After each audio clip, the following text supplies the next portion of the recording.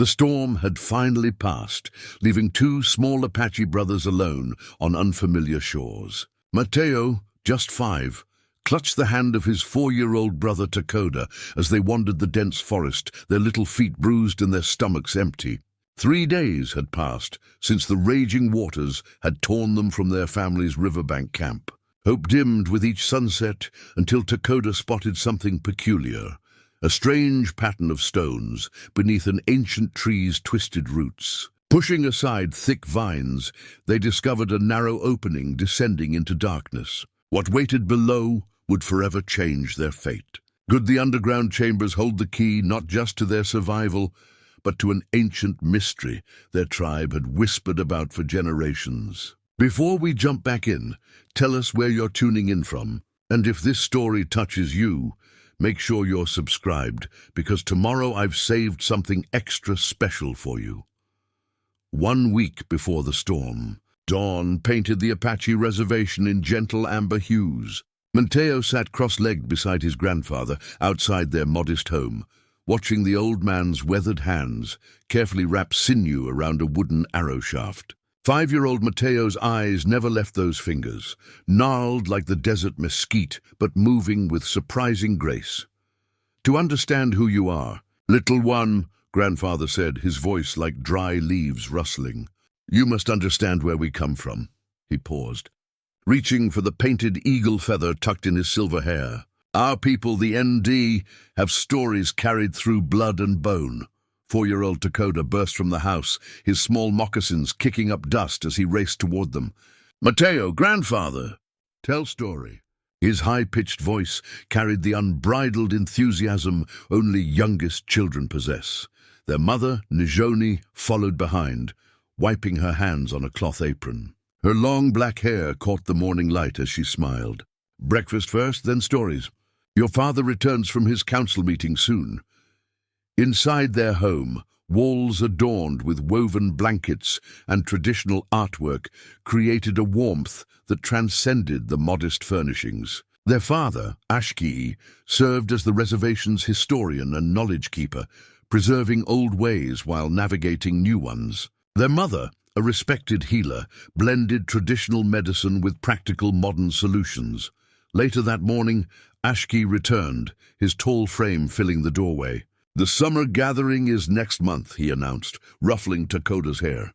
"We must prepare." "Tell us about the island again, father," Mateo requested, always hungry for their family's special story. Ashki exchanged knowing glances with grandfather. "It is said our ancestors once found a sacred place, an island far from here, where the most important knowledge was hidden during the dark times." Grandfather nodded. "When the white soldiers came, forcing our people from their lands, wise ones took our most sacred teachings and artifacts to this island. Some say it waits for the right ones to find it again. How will they know who is right?" Mateo asked. "The island knows," grandfather replied simply, touching the painted feather.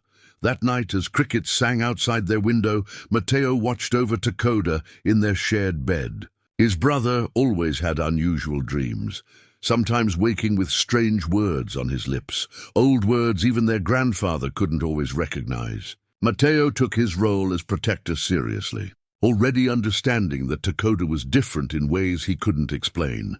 The brothers spent their days, like most reservation children, attending the local school, helping with chores, and exploring the nearby arroyos and mesas. But unlike other children, they were steeped in ancient knowledge. Their evenings filled with grandfather's stories of ancestors, spirits, and sacred places. "There's a fishing trip tomorrow," their father announced 3 days later, "just upstream where the river widens. We need food for the gathering." The morning of the trip dawned cloudy, unusual for the season. Grandfather studied the sky with concern, but said nothing as they loaded the old pickup truck. The brothers sat in the truck bed, feeling every bump in the dirt road, excitement building. The river spot was perfect. A wide, calm section with good shade and plenty of fish visible in the clear water. No one paid attention to the darkening clouds in the distance or the subtle rise of the water level. Midday, the wind changed. Grandfather felt it first, his head lifting sharply. "Ashki, gather the boys," he commanded, but his words were nearly lost in a sudden thunderclap. What happened next unfolded with terrifying speed. The flash flood came not as a wall, but as a sudden swelling of the entire river. Matteo remembered his father lifting both boys onto a high rock, the water already at his waist. Their mother screamed from the shore. Then the rock cracked, a sound like the world splitting open. "Hold your brother!" were their father's last words before the current tore the boys away. Matteo did just that, gripping Takoda's small hand with all his might as the raging water carried them downstream. They clung to a large branch, spinning through rapids, gasping for air between waves. Matteo never let go, even as darkness fell, even as the river widened into something that looked too vast to be a river at all. 3 days later, they would wash ashore on an island that shouldn't exist, with nothing but the clothes on their backs and the painted eagle feather somehow still tucked inside Matteo's shirt, damp but unbroken, like the brothers themselves. Morning light filtered through unfamiliar trees as Matteo awoke, his body stiff and aching. The sound of gentle waves replaced the roaring torrent that had haunted his dreams. Beside him, Takoda slept curled against his side, small chest rising and falling steadily. "Takoda," Matteo whispered, gently shaking his brother. "Wake up!" The younger boy's eyes fluttered open, confusion quickly replaced by memory and fear. "Where's father? Mother?" Matteo swallowed hard. "I don't know. We need to find water and food." They stood on shaky legs, taking in their surroundings for the first time. Dense forest stretched inland from the sandy beach where they'd washed ashore. No buildings, no smoke, no signs of people. Just wilderness extending in every direction. Takoda's small hand found Matteo's. "I'm scared." "I know," Matteo said, trying to sound braver than he felt. "But we're Apache. Grandfather taught us how to survive. Their first priority was water." Matteo remembered his father's teachings about following animal tracks and looking for green vegetation. With Takoda trailing behind, he led them into the forest, each step taking them deeper into unknown territory. By midday, their throats burned with thirst. Takoda had begun to drag his feet, whimpering quietly. Then Matteo heard it, the faint trickling sound of running water. They pushed through a dense thicket and discovered a small spring bubbling from mossy rocks, forming a clear pool before continuing downhill. "Drink slowly," Matteo cautioned, recalling his mother's warnings about stomach sickness. That night, they huddled together beneath the shelter of a large tree, hungry but no longer thirsty. Matteo kept watch as Takoda drifted into uneasy sleep. Strange sounds echoed through the darkness, calls of unfamiliar birds and rustling movements in the underbrush. Dawn brought renewed determination. Matteo fashioned a crude digging stick from a fallen branch and searched for edible roots. He found a cluster of what looked like wild onions, and after careful testing, deemed them safe to eat. They weren't much, but they quieted the worst of their hunger pangs. "We need to make a big fire," Matteo told Takoda on the 3rd day, "so father can find us." They spent hours gathering driftwood from the beach, piling it high on an open area near where they'd first washed ashore.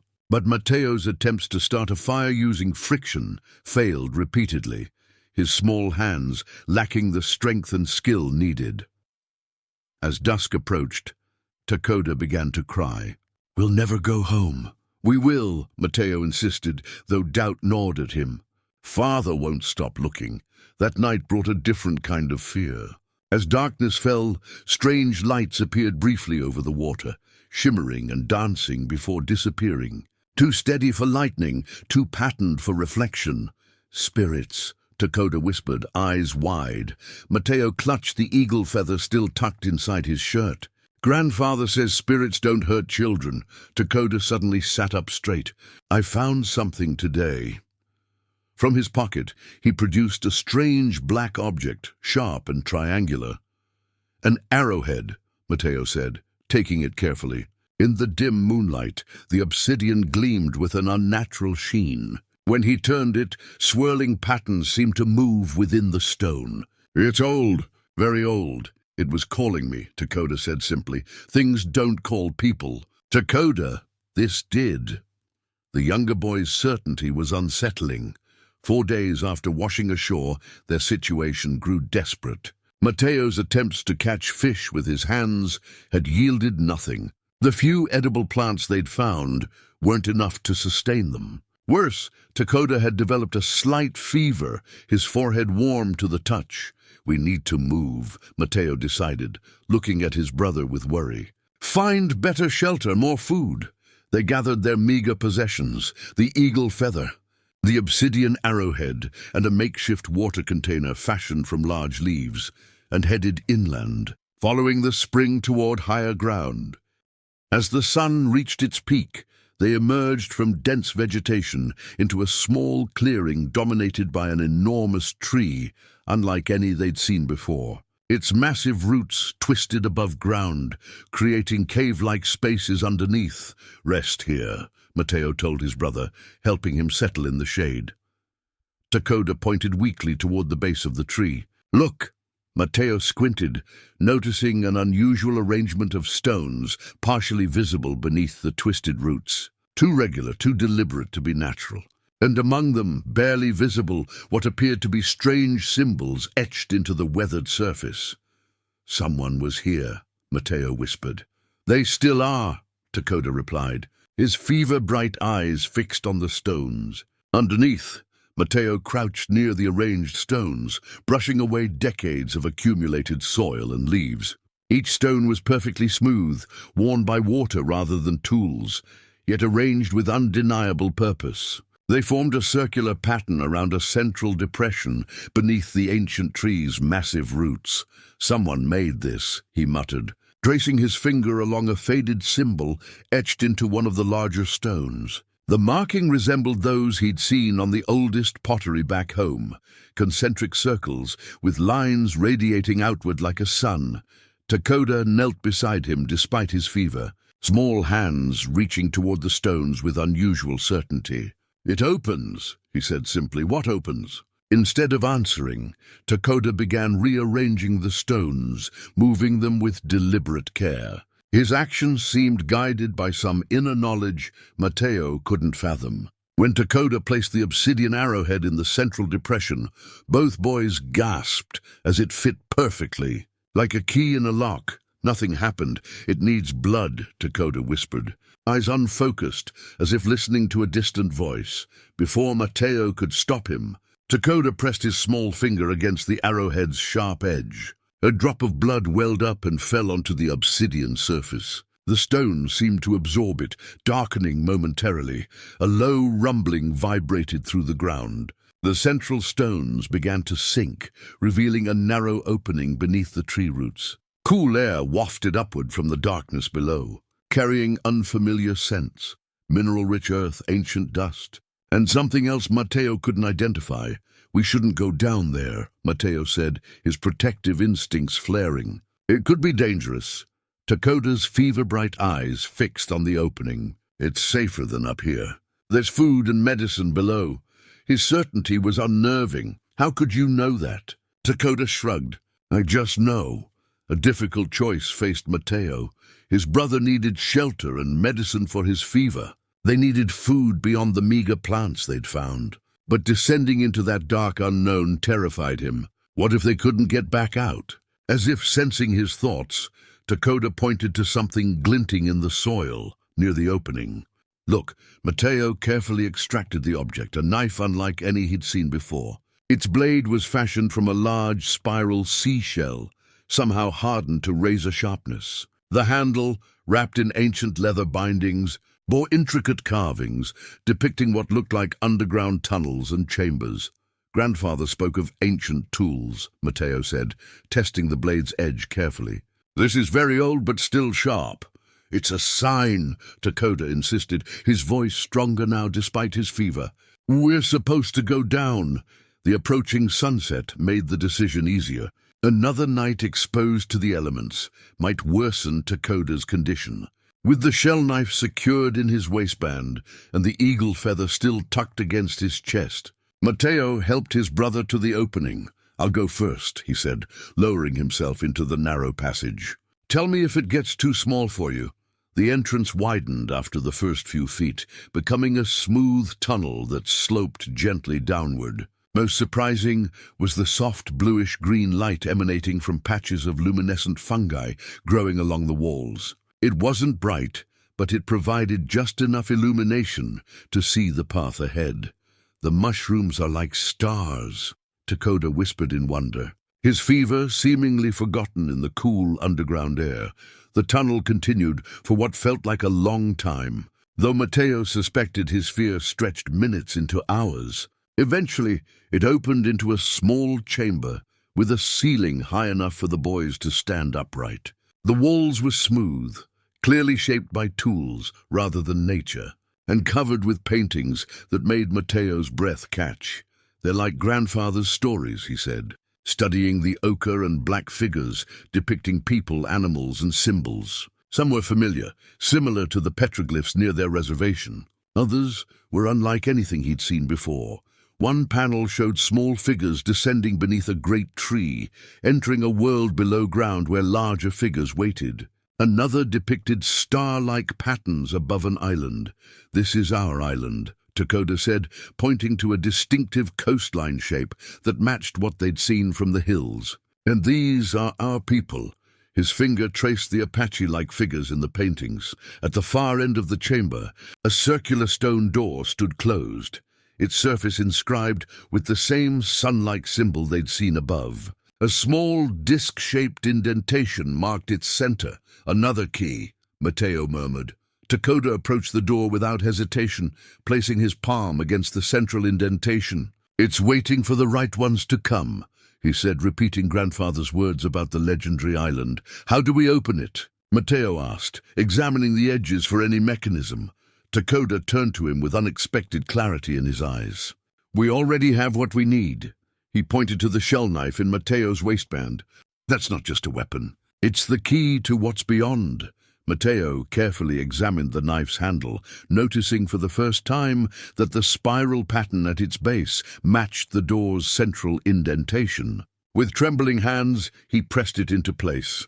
The stone began to move, rotating slowly until it revealed an opening to a larger chamber beyond, one filled with soft, golden light and the promise of answers to the mounting questions swirling in Matteo's mind.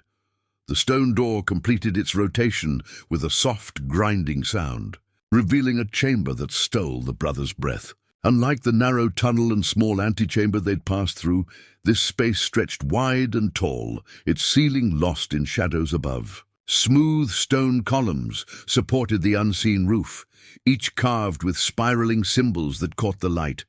And light there was, not the dim glow of bioluminescent fungi, but the warm flicker of actual flames. Torch brackets lined the walls, holding what appeared to be eternally burning lights that neither smoked nor consumed their fuel. "How is this possible?" Matteo whispered, his voice echoing slightly in the vast space. "These torches should have burned out long ago." Takoda stepped forward without fear. "The old ones knew secrets," he said simply, his fever seemingly forgotten in the wonder of discovery. The chamber appeared to be a central hub with multiple archways leading to other areas. Near one wall stood low stone tables and what looked like sleeping platforms covered in woven materials that should have rotted away centuries ago, yet remained intact. "Someone lived here," Matteo said, examining the abandoned living quarters. Many someones. Takoda wandered to a recessed alcove where clay vessels of various sizes were arranged on stone shelves. Without hesitation, he selected a medium-sized container adorned with familiar Apache symbols mixed with unknown markings. "Water," he said, lifting the vessel. "I'm thirsty." Matteo hurried over. "Don't drink that. It could be poison or spoiled after sitting so long." But when Takoda tilted the vessel, clear water flowed out, impossibly fresh and cool. The younger boy drank deeply before Matteo could stop him. "It's good," Takoda said, offering it to his brother. "It tastes like the spring water from home, but different." After a moment's hesitation, Matteo's thirst overcame his caution. The water was indeed remarkably pure, with a subtle mineral taste that felt immediately rejuvenating. More surprisingly, his fatigue seemed to ebb away with each swallow. "This isn't normal water," he said, examining the vessel more closely. The carvings depicted rainfall, rivers, and what appeared to be people drinking beneath stylized stars. "How is it still fresh?" "The vessel remembers," Dakota replied cryptically, taking it back and cradling it with unusual reverence. "It remembers what water should be." Beyond the living area, they discovered food storage chambers containing preserved fruits, seeds, and dried meat in containers that had somehow protected their contents from time. Matteo cautiously sampled a piece of dried fruit, finding it surprisingly edible, leathery but still sweet. Their hunger finally satisfied, they continued exploring, finding rooms that appeared to serve as workshops, meeting spaces, and what looked like teaching areas with stone benches arranged in semicircles before wall murals.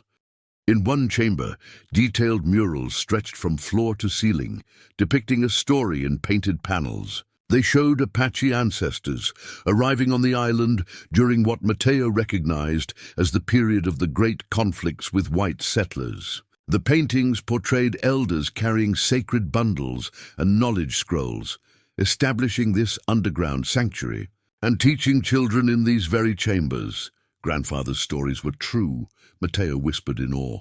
"This is where our people hid their most important knowledge during the bad times." Dakota traced the paintings with his small fingers.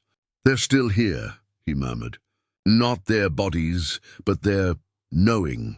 Night had likely fallen above ground, though it was impossible to tell in this timeless place. Fatigue eventually overcame their excitement, and they returned to the living quarters. The woven sleeping mats proved surprisingly comfortable, showing none of the brittleness expected from ancient materials. As Matteo arranged their meager possessions, the eagle feather, obsidian arrowhead, and shell knife, Dakota sat cross-legged with the water vessel, staring intently into its depths as if seeing something beyond the container itself. "The water shows things," he said suddenly. "When I look into it, I see people from long ago. They're teaching children about plants that heal and how to listen to the island." Matteo frowned with concern. "You're still feverish, little brother. You should rest." "I feel better now," Dakota insisted, and indeed the unhealthy flush had faded from his cheeks. "The water healed me. It's special. It helps us remember what our ancestors knew, remember things we never learned." "Yes," Dakota said simply, "things our blood knows, but our minds forgot." As Dakota finally curled up to sleep, still clutching the vessel, Matteo remained awake, troubled by questions. How had this place remained hidden and preserved? Why had they found it when no one else had? And why did Dakota seem to innately understand its secrets? Most concerning was his brother's changing behavior. Dakota had always been dreamy and intuitive, often knowing things he shouldn't know. But since arriving on the island, and especially since entering these chambers, the tendency had intensified dramatically. Sleep eventually claimed him. But Matteo's dreams were filled with images from the wall murals, ancient Apache elders looking directly at him with knowing eyes, as if they had been waiting for him and Dakota to arrive for a very long time. Morning arrived without sunlight in the timeless underground chambers, but Matteo somehow knew when to wake. He found Dakota already up, sitting before a small arrangement of stones he'd gathered from different corners of the room. "What are you doing?" Matteo asked, rubbing sleep from his eyes. Dakota didn't look up. "Listening." The stones were unusual, polished to a high shine, each marked with different symbols.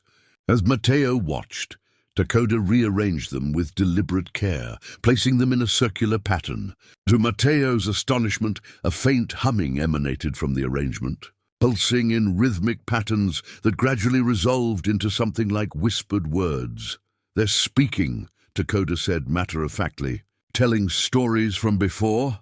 Matteo knelt beside his brother, placing his hand near the stones without touching them. He felt subtle vibrations, like a distant voice just below his threshold of hearing. "What are they saying?"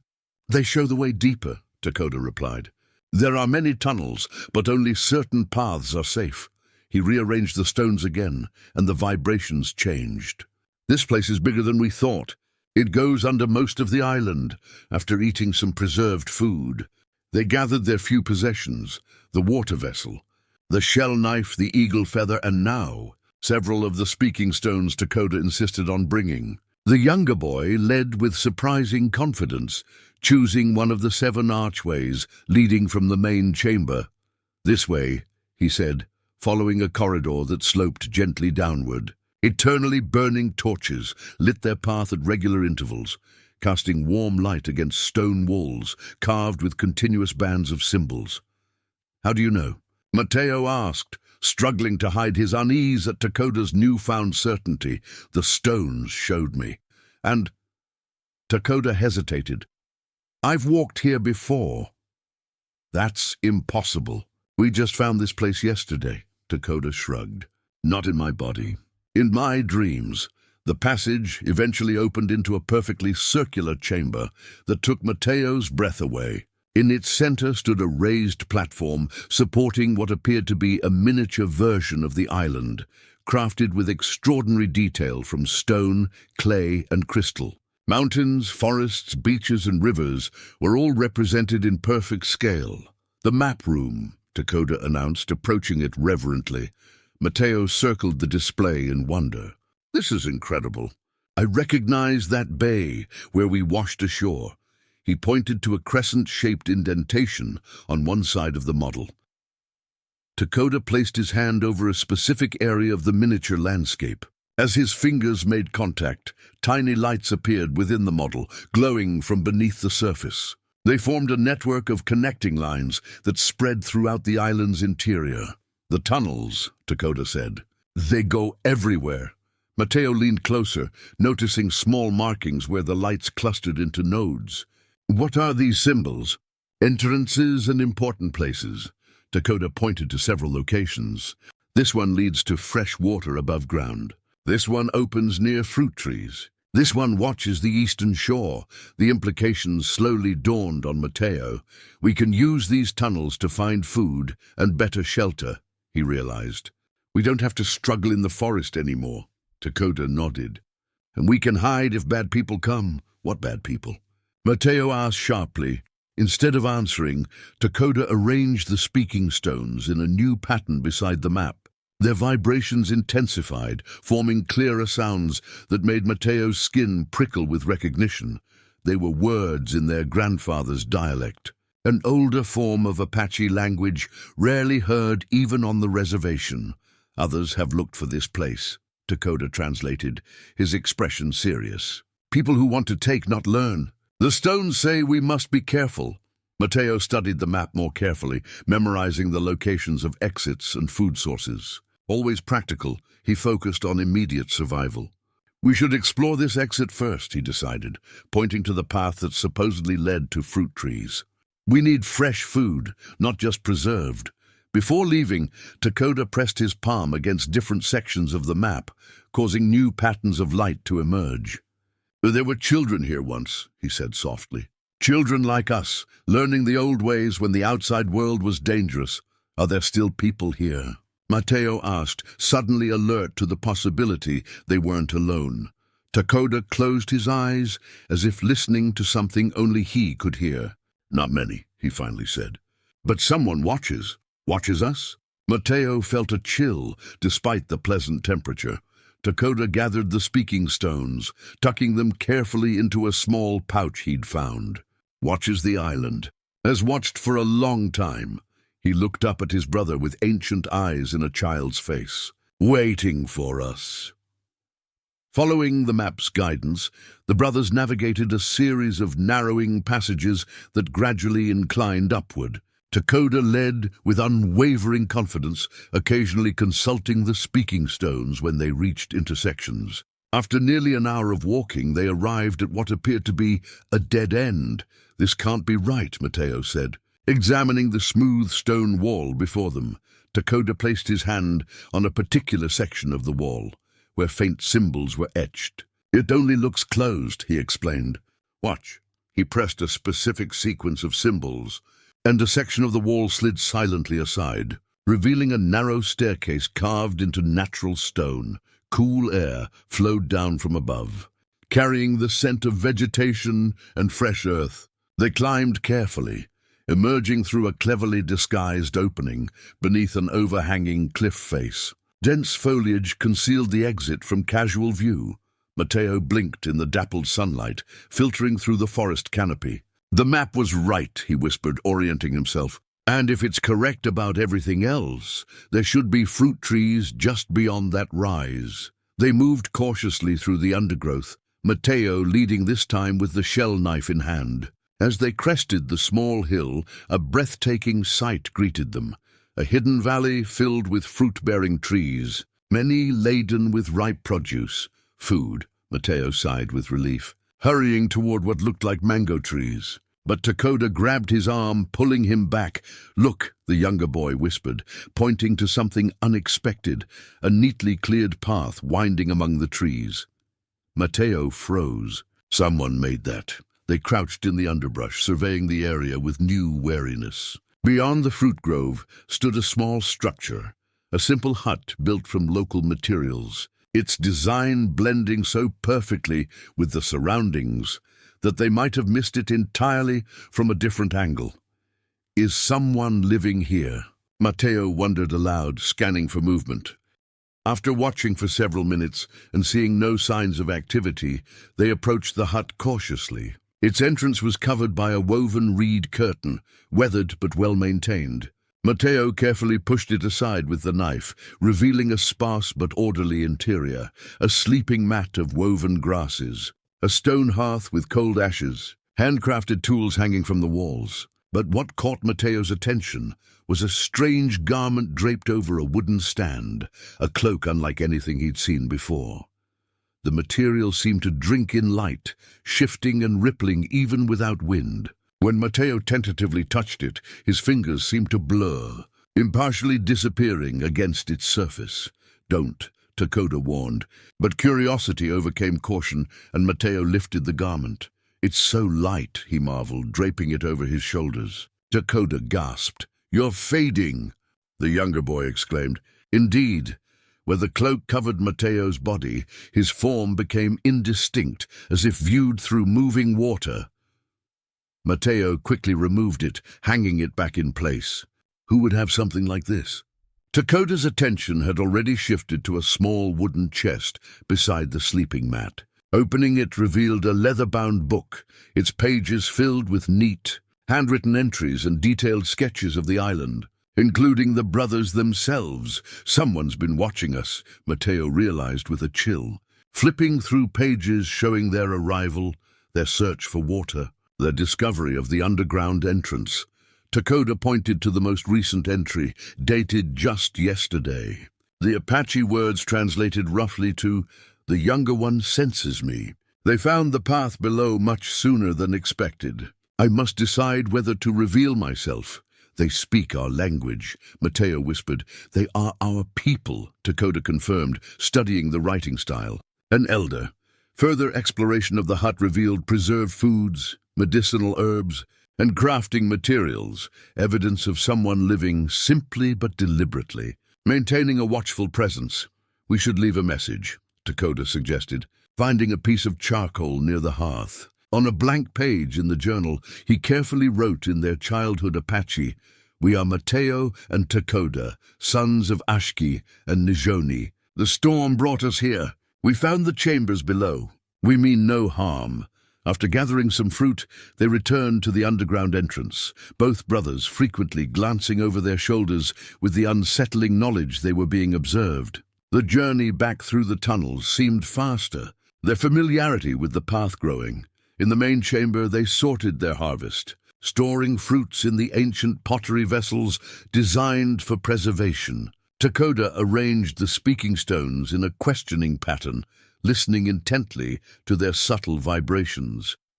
"What are you asking them?" Matteo inquired. "About the Watcher," Takoda replied. "The stones say the last guardian has been alone for many seasons, keeping the old ways alive." "Guardian, like a protector of this place?" Takoda nodded solemnly. The stones say many guardians came before, passing knowledge from elder to child, keeping this place hidden from those who would destroy it.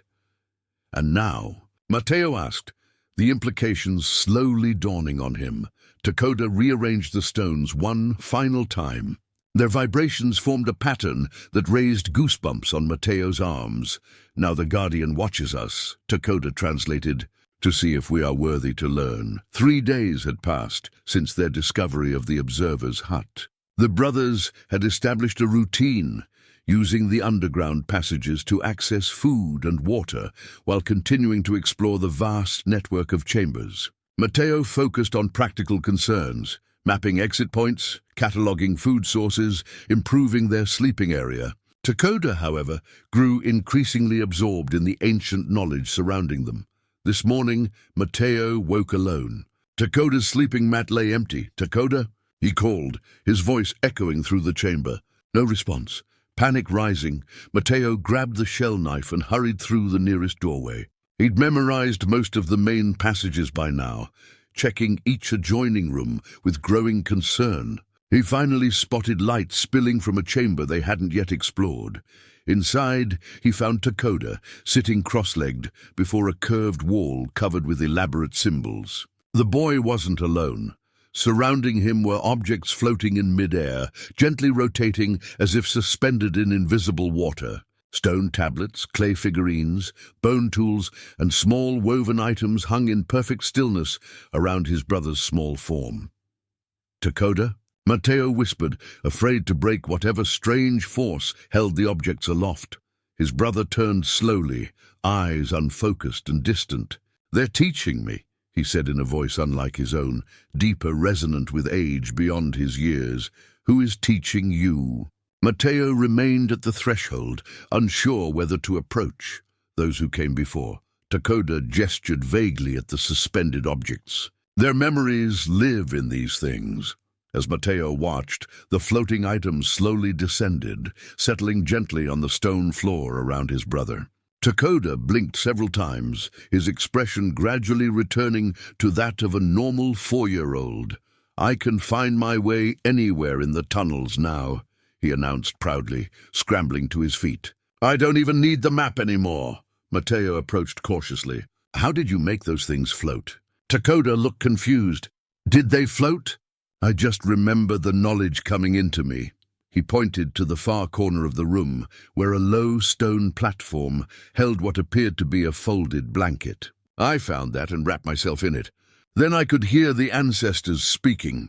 Matteo examined the blanket with careful hands. The weaving was impossibly fine, creating intricate geometric patterns that seemed to shift subtly as he turned it in the light. The colors remained vibrant despite its apparent age, deep indigos and earth reds forming Apache symbols interwoven with unfamiliar designs.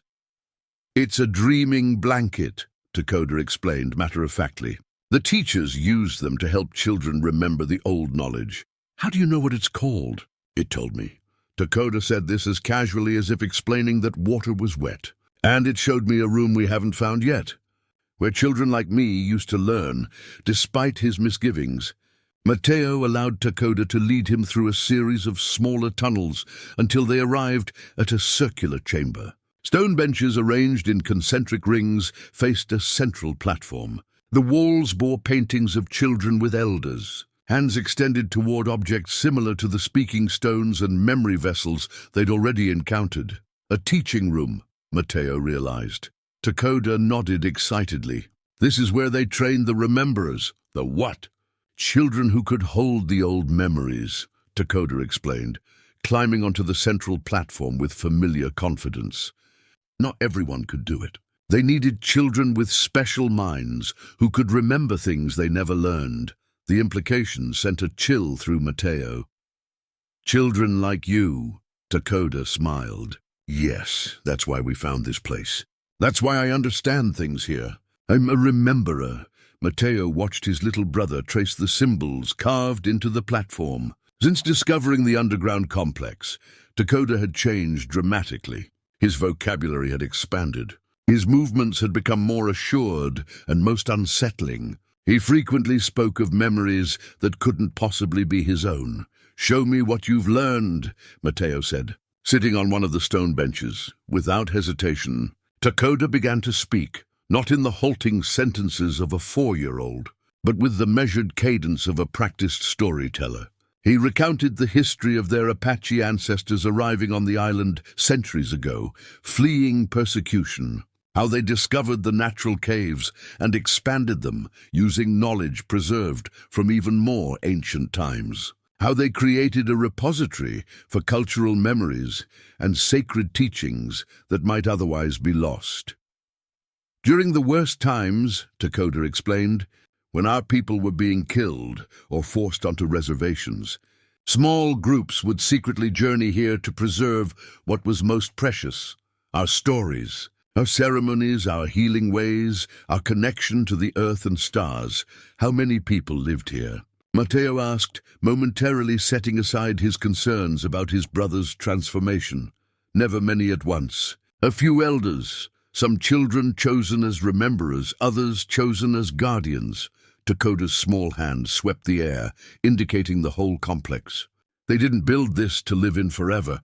They built it to preserve knowledge until it could safely return to our people. Matteo considered this. Is that why the Guardian has been watching us? To see if we'll take knowledge back? Takoda's expression grew suddenly serious. He watches for another reason, too. The younger boy wrapped the dreaming blanket around his shoulders, its patterns seeming to pulse with subtle light. He's been waiting for new rememberers. The stones told me he's the last guardian, and he's very old now. Without new guardians and rememberers, everything here will be lost when he dies. The weight of this revelation hung in the air between them, as Matteo began to understand why their arrival might have been viewed with such significance. The fever struck without warning. One moment Takoda was explaining ancient star maps in the teaching room. The next, he collapsed to the stone floor, his small body burning with heat. "Takoda!" Matteo gathered his brother in his arms, feeling the unnatural warmth radiating through the thin tunic. "Can you hear me?" Takoda's eyes fluttered, unfocused. "Too much remembering," he mumbled. The blanket showed too much. Matteo carried him back to their sleeping area, laying him gently on the mat and dampening a cloth with water from their vessel. As he placed it on Takoda's forehead, he noticed with alarm that strange symbols had appeared on his brother's arms, faint reddish markings that resembled those on the chamber walls. "What's happening to you?" Matteo whispered, fear constricting his throat. Despite his best efforts through the day, Takoda's condition worsened.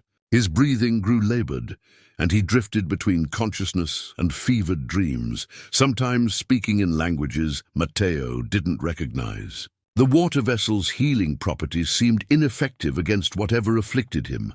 As evening approached, at least by Matteo's internal sense of time, desperation drove him to action. He needed to find help. The guardian who watched them might know how to treat this mysterious illness.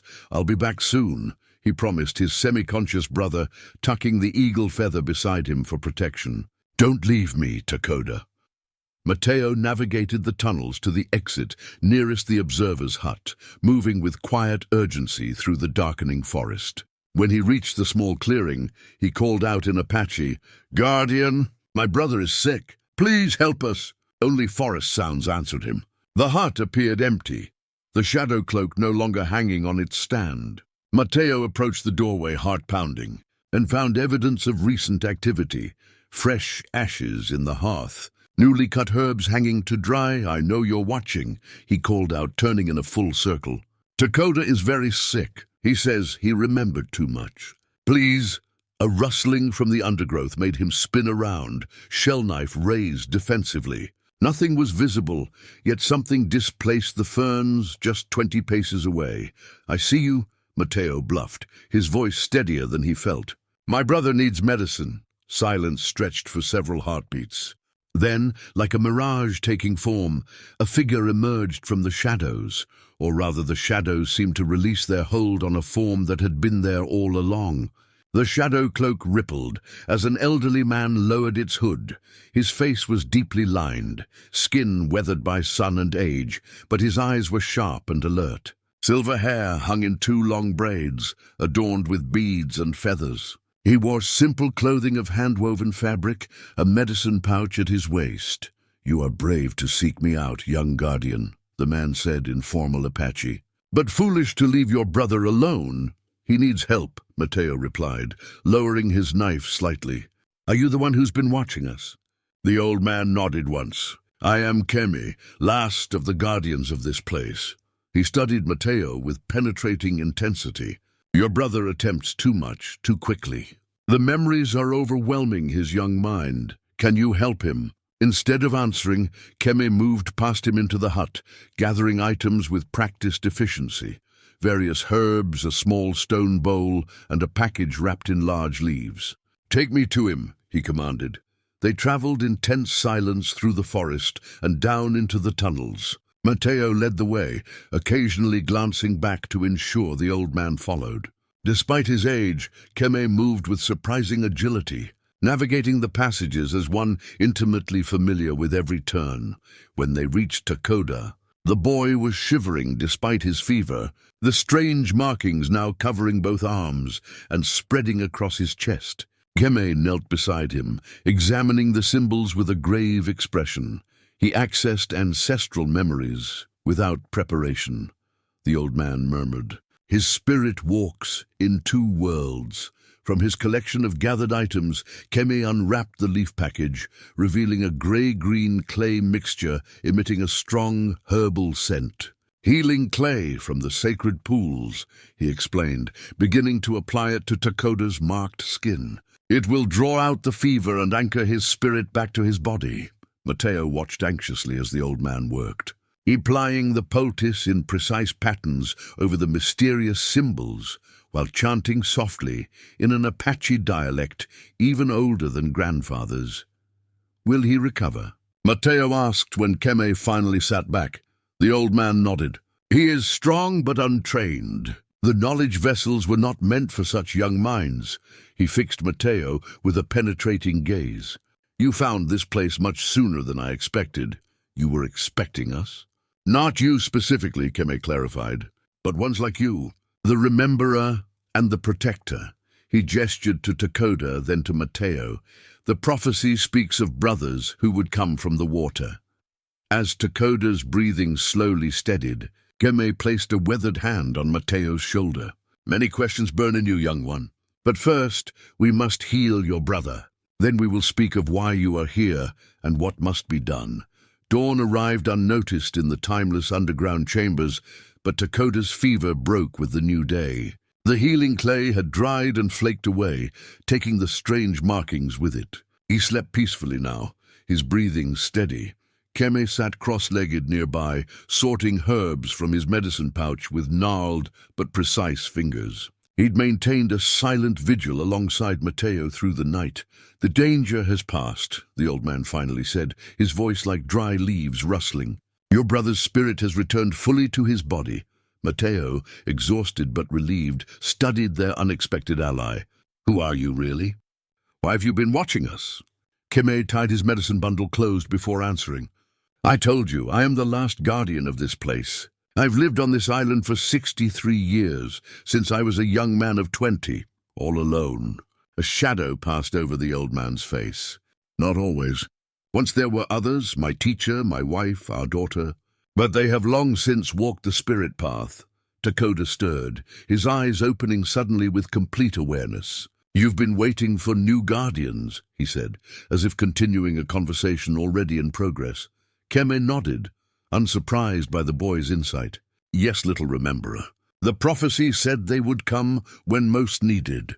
He studied both brothers with penetrating intensity. "Perhaps that time is now." "What prophecy?" Matteo asked. "And why us?" Instead of answering directly, Kemi rose with surprising agility for his age. "Come, there is something you must see, something that will explain better than my words." They followed him through a series of passages to a chamber they hadn't yet explored. At its center stood a large stone basin carved from a single piece of black stone.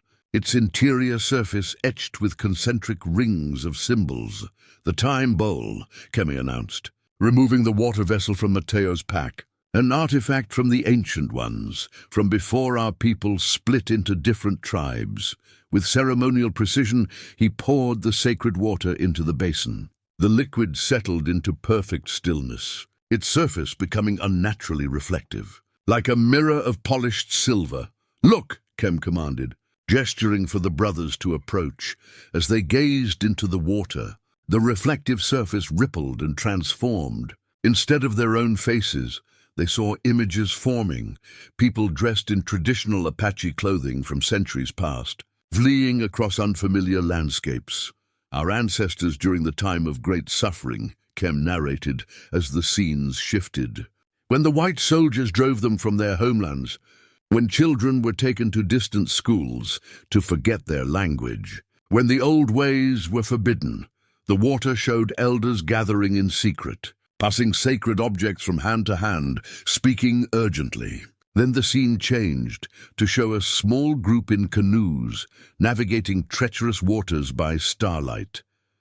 7 elders, 3 knowledge keepers, and 9 children with the remembering gift," Keme continued.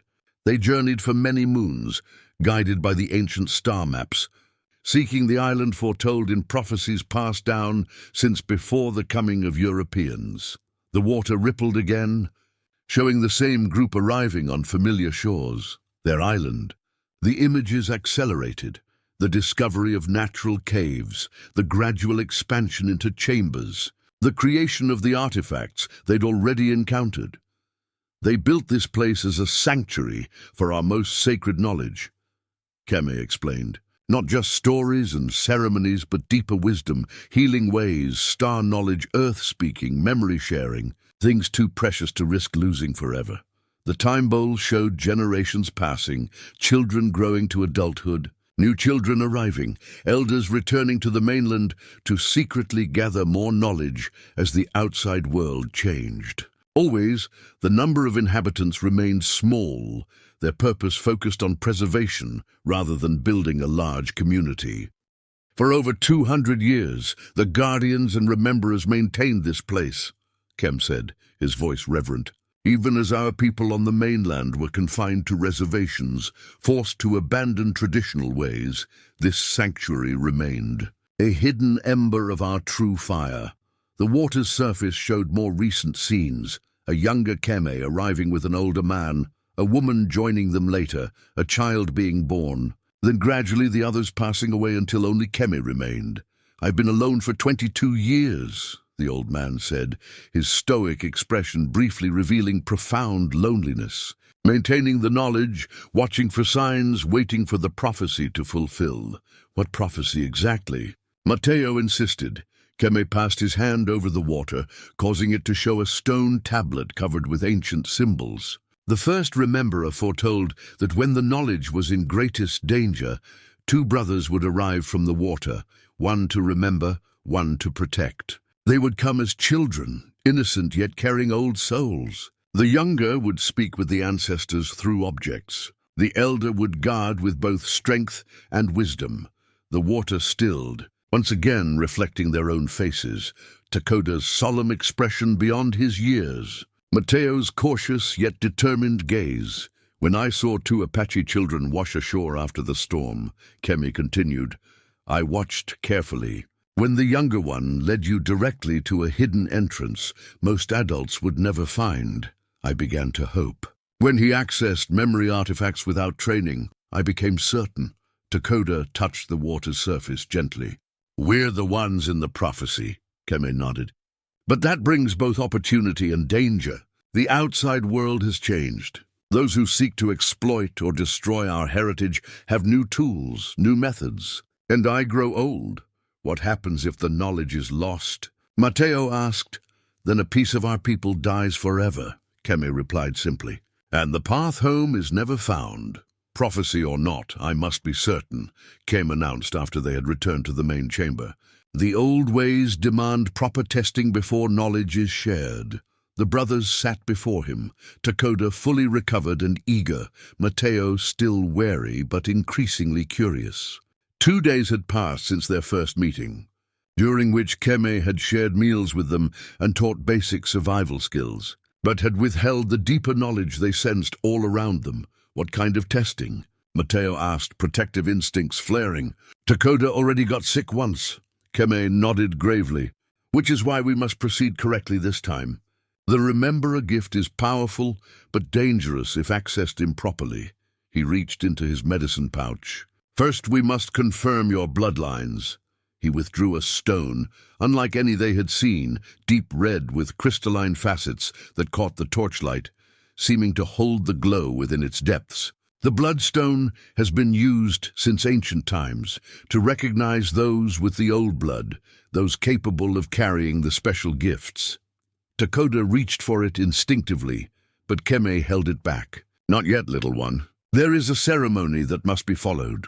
From his various pouches and bundles, Keem produced other items, a small clay pot of red ochre, bundles of herbs, a bone whistle. With methodical precision, he arranged them in a circular pattern on the stone floor, then lit a small fire of special woods at the center. Sit across from each other, he instructed, guiding the brothers to opposite sides of the circle. This fire represents the eternal flame of our people's spirit. The smoke will carry our intentions to the ancestors. As fragrant smoke rose from the carefully tended flames, Keem began to sing in a low, rhythmic chant. The ancient Apache words spoke of bloodlines stretching back to the beginning of time, of gifts passing through generations, of spirits watching from beyond the veil.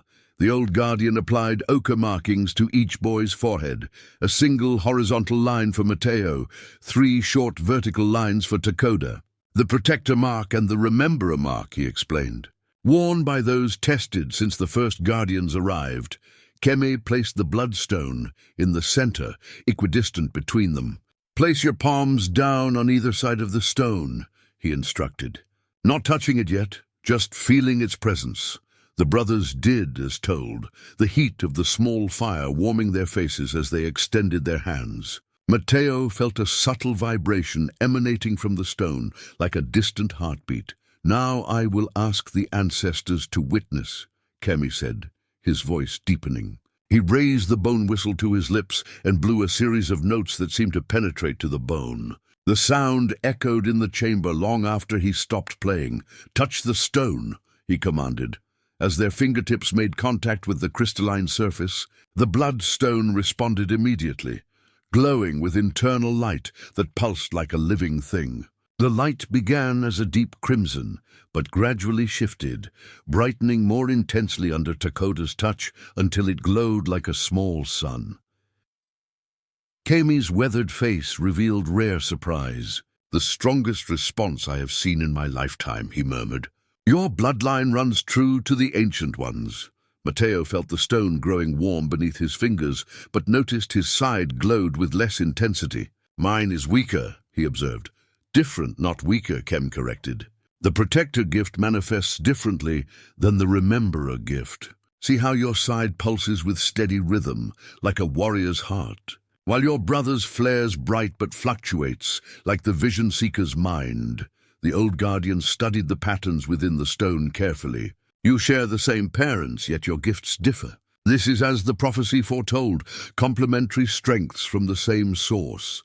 After several minutes, the glow gradually subsided. Keme carefully returned the stone to his medicine pouch, then added a bundle of herbs to the fire. Fragrant smoke billowed upward, and he wafted it over each boy with an eagle feather taken from his hair. The ancestors have confirmed your blood right, he declared formally. Now we must test your abilities. For Takoda, Keme presented a small clay tablet covered with symbols the boy had never seen, writing from a tribe far to the north.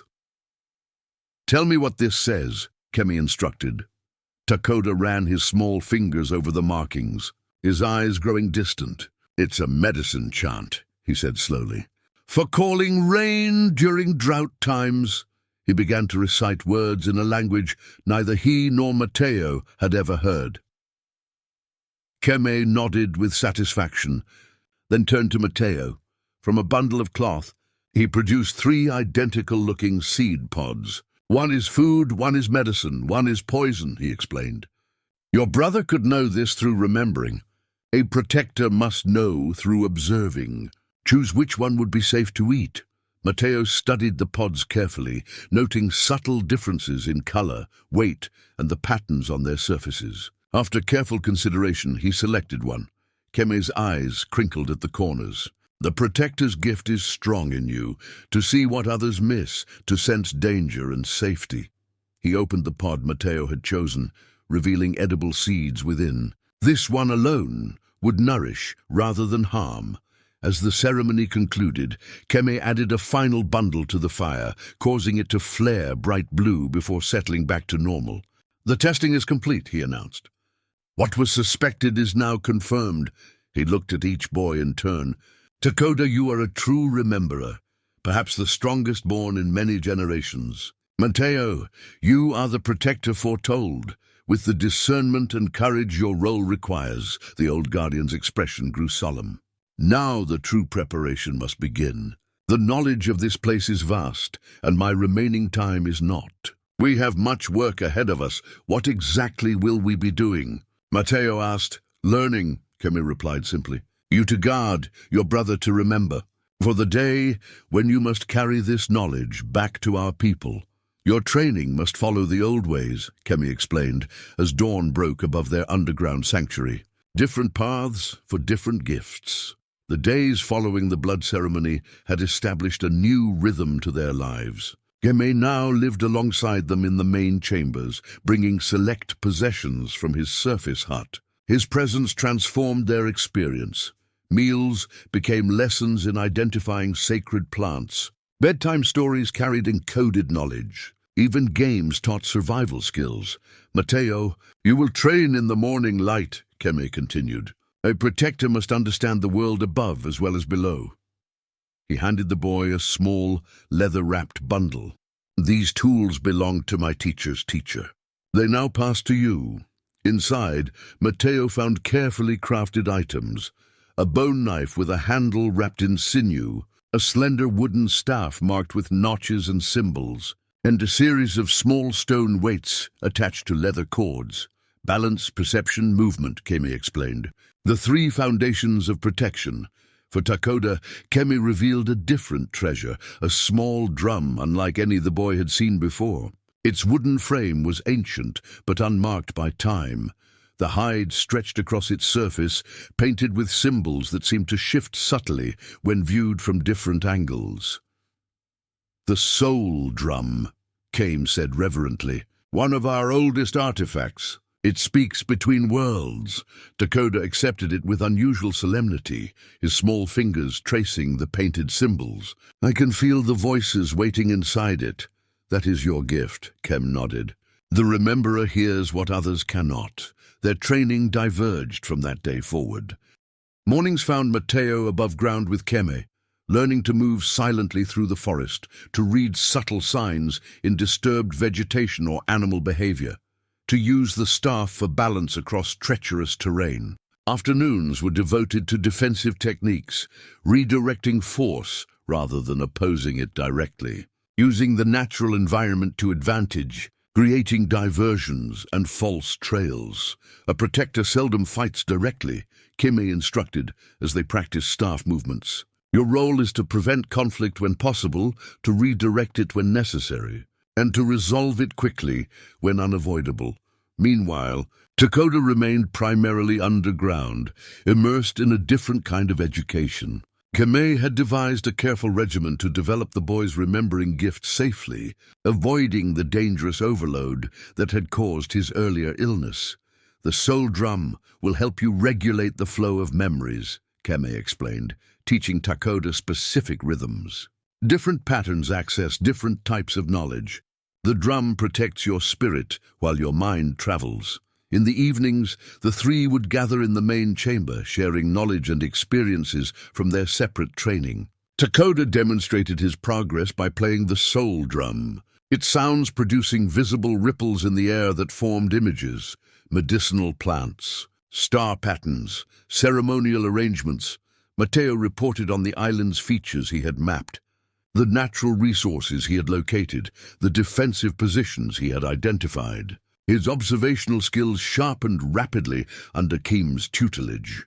"Today I found caves on the North Shore that aren't connected to our network," he explained one evening, sketching the location in sand spread on the floor.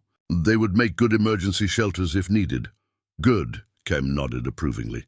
"Always prepare alternate paths."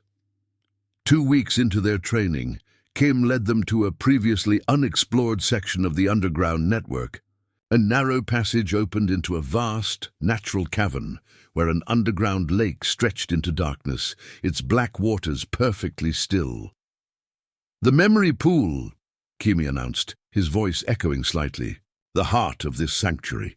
He instructed them to sit at the water's edge. "This is where the most sacred knowledge is preserved. Not in objects or carvings, but in the water itself." Taking the soul drum from Takoda, Keem demonstrated a complex rhythm. As the sound resonated through the cavern, the pool's surface began to glow with soft blue light, illuminating the entire space. Within the depths, countless points of brighter light swirled like underwater stars. "Each light is a memory, a piece of knowledge," Keem explained. "Stories, ceremonies, healing ways, star wisdom, earth speaking, all preserved here since our ancestors first arrived." "How is that possible?" Mateo asked, his practical mind struggling with the concept. "Water remembers," Keem replied simply. "Just as it shapes stone over time, it can hold the impressions of thought. Our ancestors discovered this secret long ago."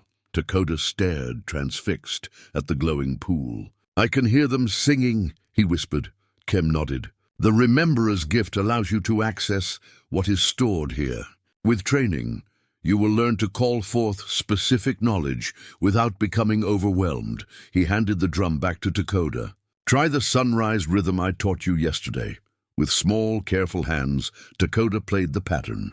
Specific lights in the pool responded, rising toward the surface and coalescing into recognizable shapes. Medicinal plants with their preparation, methods floating as glowing images above the water. Each rhythm calls different knowledge, Keem explained to an awestruck Mateo. "Your brother must learn hundreds of these patterns to access the full repository." As the glowing images faded, Takoda looked up at Keem. "There's so much. How will I remember it all?" The old guardian smiled gently. "You already carry it within you, little one. The training merely teaches you how to find what is already there." He rested a hand on each boy's shoulder. "This is why you were brought here, to preserve what might otherwise be lost forever." That night, as they prepared for sleep, Mateo found himself thinking of their parents for the first time in days. "Do you think they're still searching for us?" he asked Takoda softly. "Yes," his brother replied without hesitation. "But we're not ready to be found yet. We have important work to do first." Weeks blended into months as the brothers immersed themselves in training. Mateo's body grew leaner and stronger, his movements more deliberate, his senses sharper. Takoda's mind expanded beyond his years, accessing knowledge that would take multiple lifetimes to acquire through conventional means. Then came the morning when everything changed. Mateo woke to an unfamiliar sound. A low, persistent humming. Across their sleeping area, Keem was already up, holding a small black stone with red spiral markings, his expression grave. "What is it?" Mateo asked, immediately alert. "Outsiders," Keem replied tersely. "The sentinel stones have awakened." He revealed a collection of similar stones from a hidden compartment in the wall. Each vibrated slightly, emitting the humming tone that had roused Mateo. "These are connected to larger stones placed around the island's perimeter," Keem explained, arranging them on a flat stone surface. "They warn of approaching strangers." Takoda joined them, rubbing sleep from his eyes. "Who would come here?" "Those who seek what they do not understand," Keem replied cryptically. "We must see." They hurried through the tunnels to a hidden observation point on the island's highest ridge. Concealed by dense vegetation and Keem's expert camouflage techniques, they peered toward the eastern horizon. A vessel unlike anything the boys had seen approached the island, sleek and white, powered by engines rather than sails or paddles. As it drew closer, they could make out several figures on deck. 7, Matteo counted automatically, his protector training asserting itself. All men! They carry equipment, Keme nodded grimly. They seek artifacts. They call themselves archaeologists, but they are more like treasure hunters. How do you know? Takoda asked. They have come before, Keme said, his voice hardening. Many years ago when my wife still lived. They took sacred items from a cave they discovered before we could stop them. The boat anchored in a sheltered cove, and the men began unloading equipment into smaller rafts, metal detectors. Shovels, cameras, and crates. They search for the underground network, Keme explained. Stories of this place have spread over generations. Most dismiss them as legends, but some believe enough to search. Will they find the entrances? Matteo asked, mentally cataloguing the 7 access points they regularly used. Not if we prevent it, Keme replied. Come, we must return below and prepare. Back in the main chamber, Keme retrieved the sentinel stones and placed them on the detailed island model in the map room. Each stone's position corresponded to the intruder's landing site and subsequent movements. They crossed the eastern shore. They move with purpose, Keme observed, watching the stones shift slightly as the men traveled inland. Someone has given them information. What do we do? Matteo asked, his protector instincts fully engaged. First we secure the entrances, Keme decided. Then we observe their methods to understand their knowledge and intentions.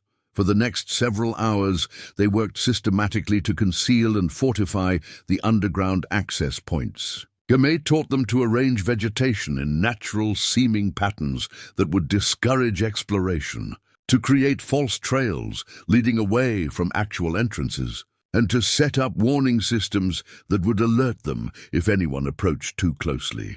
These are not our ancestors' first defenses, Keme explained as they worked. Each generation of Guardians has faced those who would take or destroy our knowledge. The entrance you first discovered had been hidden for over 50 years. By midday, they had secured the 4 most vulnerable access points. The sentinel stones showed the intruders methodically establishing a base camp and beginning to survey the island with electronic equipment. They have new technology, Keme observed with concern. Things that may detect what is beneath the ground. Matteo remembered something from their school back on the reservation. Ground-penetrating radar, he suggested. Our science teacher showed us pictures. It can see tunnels and chambers underground. Keme's expression darkened. Then our traditional concealments may not be enough. That evening, they gathered in the memory pool chamber, its crystalline waters reflecting their concerned faces. Jim placed the humming sentinel stones at the pool's edge in a specific arrangement. As they touched the water, ripples spread across the surface, and images began to form, showing the intruders' movements from throughout the day. The pool remembers what the stones have witnessed, Keme explained. This is how Guardians have monitored threats for generations. The watery images revealed the 7 men setting up sophisticated equipment, studying maps, and using handheld devices to take readings across the eastern quadrant of the island. Their leader, Keme, pointed to a tall man with grey at his temples. He has been here before. I recognize him from the previous expedition.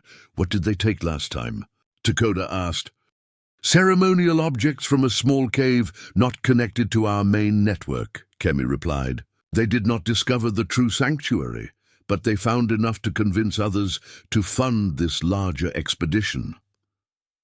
The pool's surface shifted to show the men's evening conversation around their campfire. Though no sound accompanied the images, their excitement was evident as they reviewed findings on a laptop computer. They've detected something, Matteo observed, noting their animated gestures toward a digital map. Keme nodded gravely. They will begin focused excavations tomorrow. We must prepare more substantial defenses. He turned to the brothers, his weathered face solemn. This is the moment you have been training for. The knowledge must be protected at all costs. Will we have to fight them? Matteo asked, thinking of his combat training.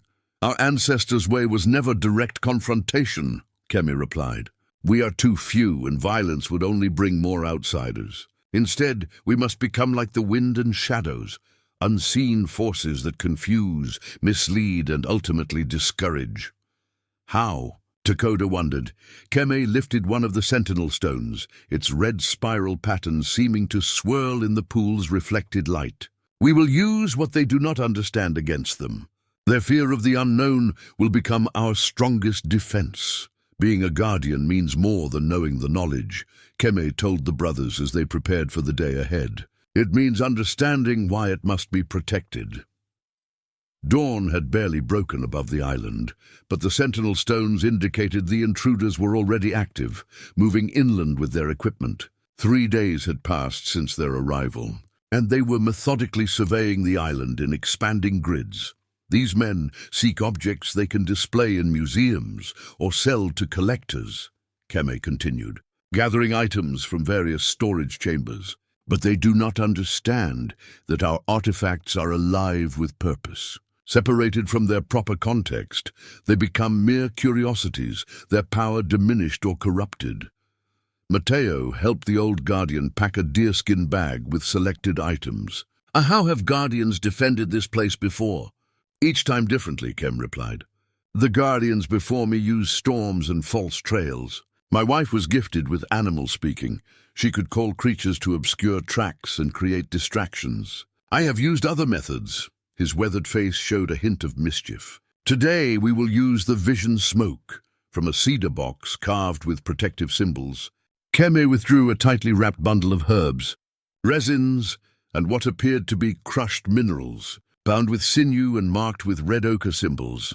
The vision smoke bundle, he explained, handling it with reverence. Created by rememberers over many generations, when burned with proper intention, it manifests thoughts as visible forms.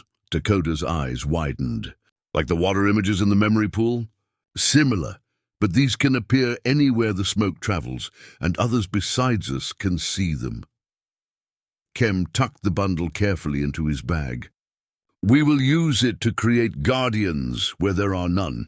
Their strategy took shape as Kemi led them through the tunnels to a concealed observation point overlooking the area where the intruders were focused. Through carefully positioned viewing slits in the rock face, they watched the men working with metal detectors and ground-scanning equipment. They have narrowed their search, Matteo observed. They're concentrating on the eastern slope now, Kemi nodded grimly. Too close to the main chambers. We must act today. Their plan was three-pronged. Kemi would use the vision smoke to create distractions and illusions. Matteo would physically manipulate the environment to confuse and mislead. And Takoda would monitor the intruders' movements using the sentinel stones, coordinating their efforts from a secure location. As midday approached, they moved into position. Takoda remained in a small chamber near the surface, with the sentinel stones arranged on a map of the island. Through a speaking tube, an ingenious system of hollow reeds connected through the natural rock, he could communicate with both Kemi and Matteo. They've split into 3 groups, Takoda reported, watching the stones' positions shift. 2 men heading toward the western caves, 3 continuing on the eastern slope. 2 remaining at camp with the equipment. Kemi positioned himself downwind of the eastern group, concealed in dense undergrowth. With practiced movements, he prepared a small, smokeless fire in a stone bowl, then carefully unwrapped the vision smoke bundle. Remember what you have learned, he whispered to himself, focusing his intention. Then he placed a small portion of the bundle onto the embers. Greenish-blue smoke rose silently, caught by the breeze and drifting toward the working men. As it surrounded them, Kemi closed his eyes, visualizing what he wished them to see. The effect was immediate and dramatic. The men shouted in alarm, pointing at something moving among the trees, the spectral form of an elderly Apache woman, her translucent figure emanating silent disapproval as she gestured for them to leave. When one man approached the apparition, it dissolved into mist, reforming behind him. Meanwhile, Matteo put his training to use on the western team. Moving with silent precision through the forest canopy, he rearranged their trail markers. subtly altered their compass readings by placing magnetized stones nearby, and created false archaeological signs to draw them away from actual entrances. The brothers and Keme maintained these efforts throughout the afternoon. The vision, smoke created a succession of unsettling phenomena, ancestral figures appearing and disappearing, strange lights among the trees, and at one point, the illusion of the ground rippling like water beneath the men's feet.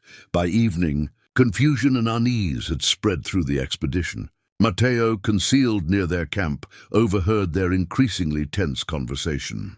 "This island is playing tricks on us," one man complained, reviewing contradictory readings on his equipment. "We've covered the same area 3 times with different results." The leader, the older man Kame had identified from the previous expedition, seemed less affected. "Electromagnetic anomalies could explain the equipment malfunctions," he argued. "And the visual phenomena are likely gas venting from underground chambers.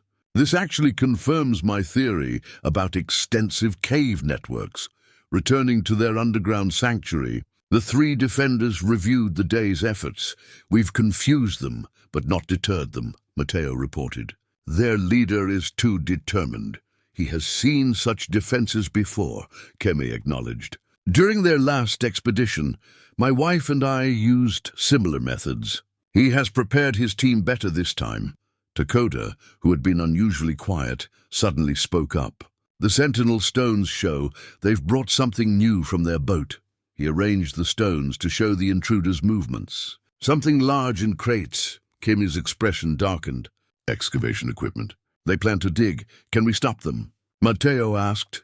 The old guardian sat heavily on a stone bench, the day's exertions showing in his face. For generations, guardians have prevented discovery through misdirection and illusion. But modern technology makes our traditional defenses less effective each time. He looked at the brothers with sudden intensity.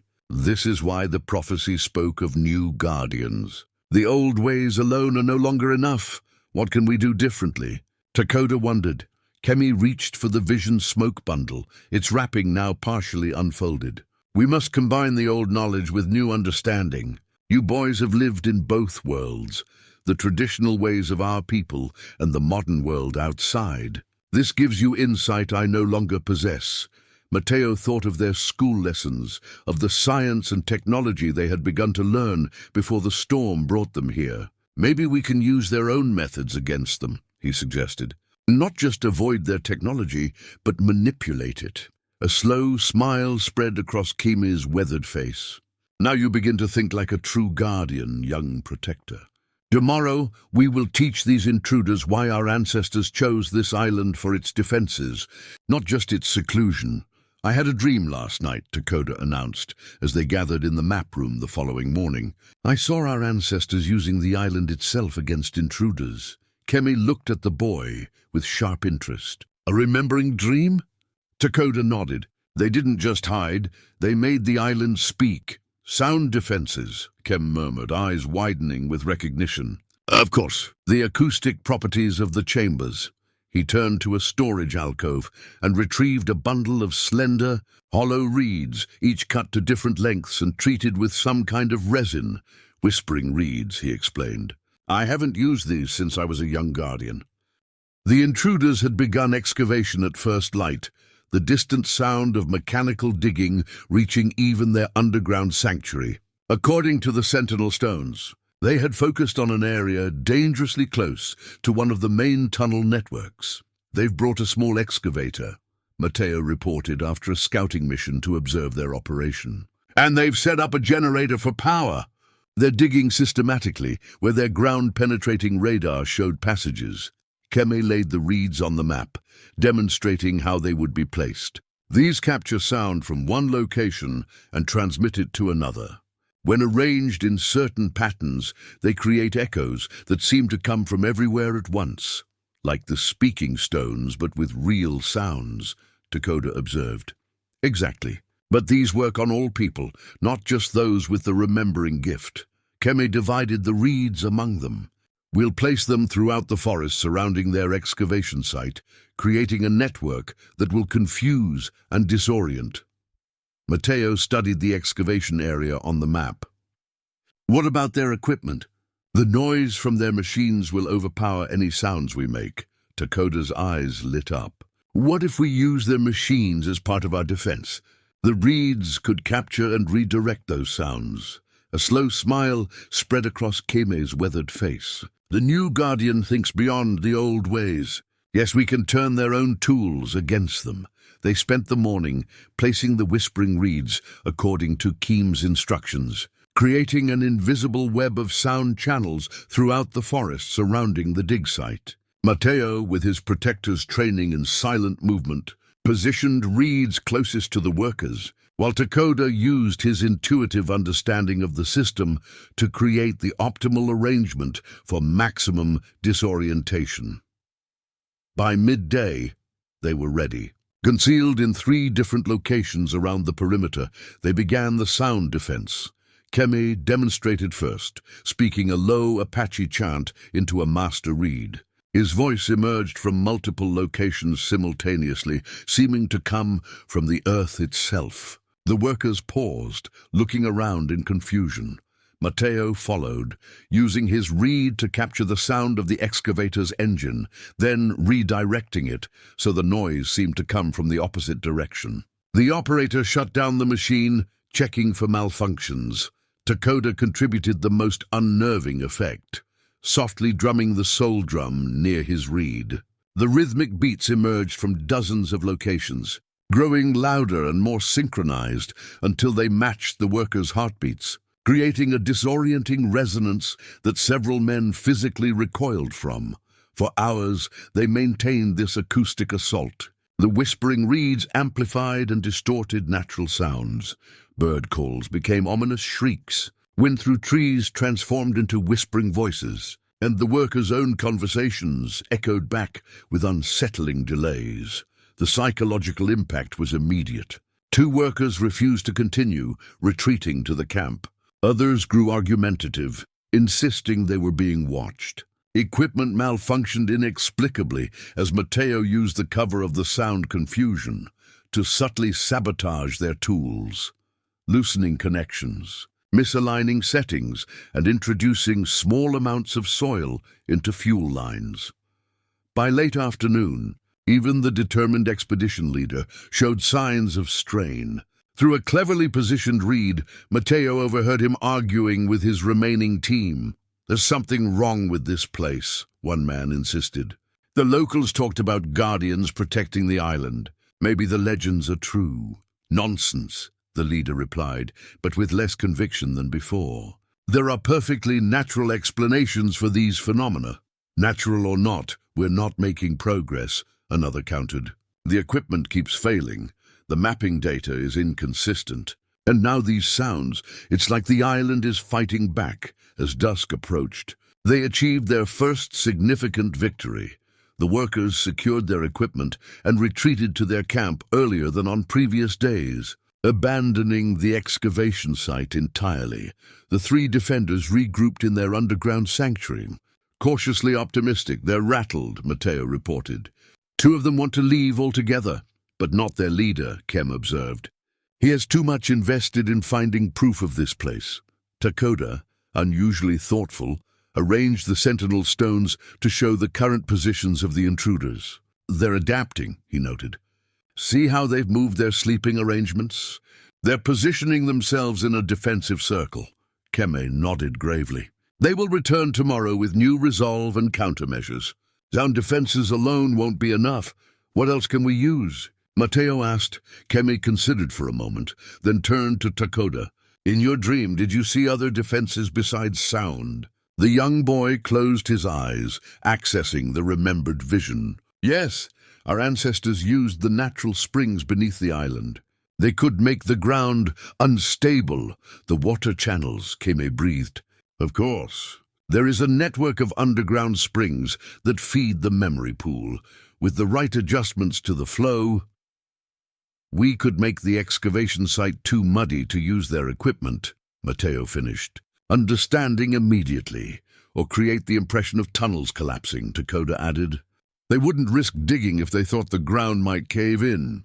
Kemi looked at both boys with undisguised pride. "You are truly becoming guardians now. Tomorrow, we will show these intruders why this island has remained protected for centuries, not through violence, but through deeper understanding of the land itself." As they prepared for sleep, Matteo noticed his brother arranging the whispering reeds in a circle around his sleeping mat. "What are you doing?" he asked. "Listening," Dakota replied. "The reeds don't just carry sounds. They remember." As he spoke, the carefully prepared ground beneath the excavation began to shift more dramatically. Trenches collapsed entirely, swallowing equipment. The stone with symbols that the leader had been excavating sank from view, disappearing into the mud. Panic erupted among the workers. 2 men fled immediately toward their camp. Others frantically tried to save equipment being claimed by the saturated earth. The leader alone stood his ground, though even his resolve visibly wavered as Kem approached him directly. From their hiding place, the brothers watched in awe as the ancestor mask seemed to reshape itself, becoming more defined, more alive.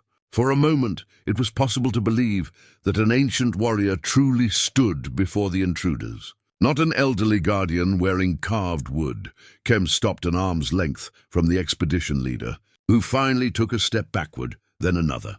Without further words, Keme raised his hand, revealing the obsidian arrowhead Dakota had found on their first day, now somehow glowing with an inner fire.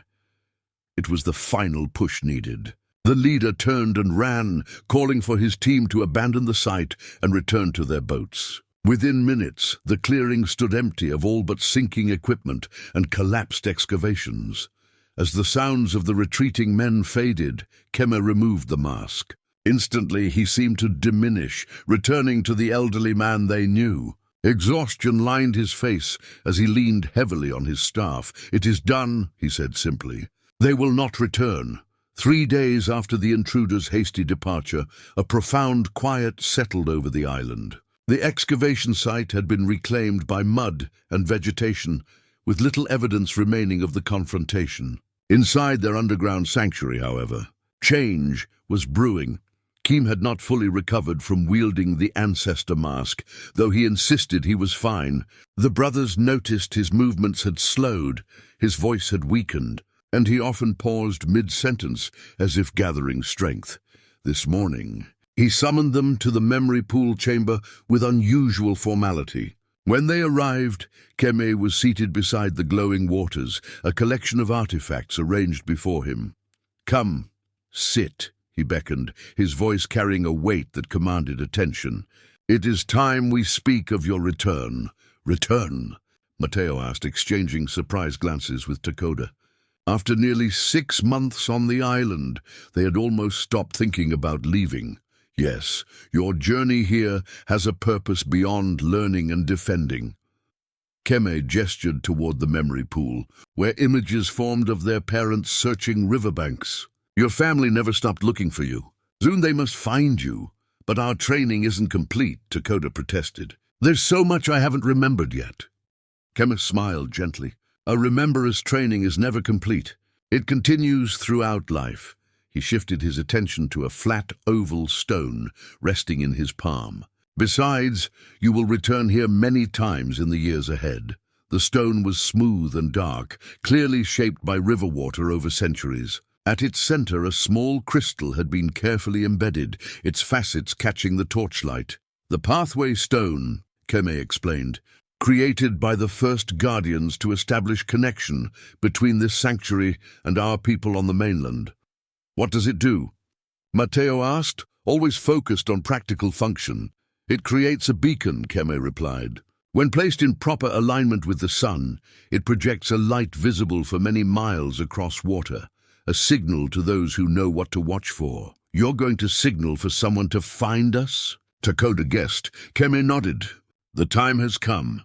You have learned much, but you must continue your education in the outside world as well. A guardian who knows only the old ways cannot effectively protect them in changing times." The brothers absorbed this unexpected development in silence. The island had become their home, the underground chambers a place of wonder and discovery. The thought of leaving stirred complicated emotions. "Will you come with us?" Matteo finally asked. A shadow crossed Keme's weathered face. "No, my place remains here, maintaining the sanctuary until you are ready to return as full guardians. When will that be?" Takoda wondered. "Years from now," Keme answered honestly. "You must grow to adulthood, learn the ways of the modern world, complete your education. Only then can you truly integrate the old knowledge with new understanding." He turned the pathway stone in his hands, revealing inscriptions along its edge. "This stone has summoned boats to this island for generations. Tomorrow at dawn I will activate it. Within days, searchers will find you on the eastern beach. But what about the knowledge we're supposed to protect?" Matteo asked. "How can we be guardians from far away?" Kem reached for a small leather pouch. "You will carry essential knowledge with you in various forms." He opened the pouch, revealing miniature versions of artifacts they had encountered. A tiny water vessel, speaking stones no larger than pebbles, a fragment of the dreaming blanket. "These are markers," he explained. "Physical connections to the complete knowledge stored here. Through them, Dakota can access specific memories when needed. And you, Matteo, can maintain protective awareness of this place." The brothers listened intently as Keme outlined the arrangements for their departure. What they would take, what story they would tell to explain their survival, how they would maintain secret connection with the island sanctuary. "You cannot reveal the true nature of this place," Keme cautioned. "The outside world is not ready for such knowledge. Say only that you found shelter in caves, survived on fruit and fish, and never ventured deep underground." As evening approached, Kem led them through the sanctuary in a ceremonial circuit, visiting each significant chamber one last time. At each location, he performed brief rituals officially designating them as guardians in training. "Though you will leave, part of you will always remain connected to this place," he told them in the map room, placing their hands on specific locations that illuminated at their touch. "And when the time comes, you will find your way back without hesitation." Later, preparing for sleep in their familiar chamber, Takoda voiced the concern both brothers shared. "Will Kimi be all right alone? He seems weaker since using the ancestor mask." Matteo nodded soberly. "I've noticed too, but he survived alone for decades. And he says we'll return someday." "Not someday," Takoda corrected with unexpected certainty. "When we're teenagers. I've seen it in the memory pool." As dawn approached, Kemi took them to the island's highest point. There, nestled among ancient stones arranged in a precise pattern, he placed the pathway stone where the first rays of morning light would strike its crystal core. "Watch," he instructed as the sun crested the horizon. When light touched the crystal, a transformation occurred. The stone seemed to absorb the sunlight, concentrating it, then projected a brilliant beam across the water. Not just visible light, but something more fundamental, a connection between worlds that had existed since their ancestors first found this island. "Now," Kem said softly, "we wait for the outside world to find you." 3 days after Keme activated the pathway stone, the brothers stood on the eastern beach at dawn, as instructed. Though no words were exchanged about their feelings, their silence communicated volumes, anticipation mingled with reluctance, excitement tempered by solemn responsibility. "Remember your story," Keme had reminded them during their final preparations. "You found caves for shelter, gathered food from the forest, and survived through skills your grandfather taught you. Nothing about the underground chambers or the knowledge they contain." Now, as they watched the horizon, Takoda spotted it first, a small boat approaching from the mainland, its occupants indistinct against the rising sun. "They're coming," he whispered, gripping Matteo's hand. As the vessel drew closer, their breath caught in unison. Their father stood at the bow, scanning the shoreline with desperate hope.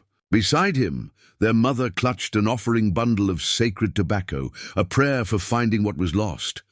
"Father! Mother!" Matteo shouted, waving both arms above his head. What followed seemed both dreamlike and intensely real. Their parents' cries of joy, the boat surging forward, 4 bodies colliding in tearful reunion on the sand. Their mother covered their faces with kisses, checking for injuries with trembling hands. Their father held them so tightly it nearly hurt, his usual stoicism crumbling into open weeping. "How did you survive?" he kept asking. How did 2 small boys survive alone for so long? The brothers exchanged brief glances before reciting their prepared explanation.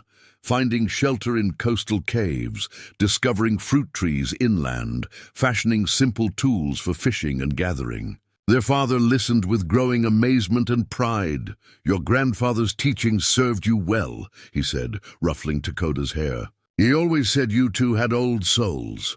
Their mother seemed less concerned with how than with having them back. "It doesn't matter now," she said, wiping tears. "You're coming home." As they gathered the few possessions they were permitted to take openly, the shell knife, the eagle feather, some handcrafted tools, Matteo glanced toward the forest edge. For a moment he glimpsed Keme standing in shadow, raising his hand in farewell. When he blinked, the old guardian was gone. The journey home became a blur of emotional reunions. Their grandfather, thinner and more stooped than they remembered, wept openly when they returned to the reservation. The tribal council held a special ceremony welcoming them back from the dead. School friends marveled at their adventure, though the brothers shared only carefully edited versions of their experience.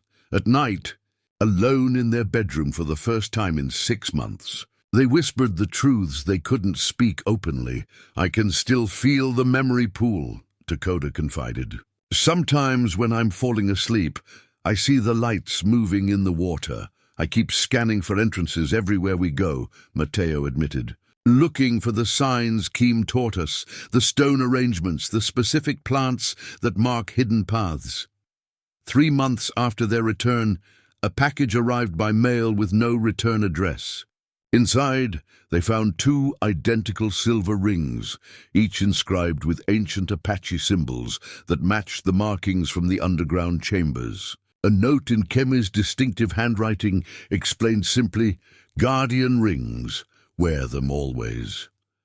The rings proved to be more than symbolic. When worn, they enhanced their abilities.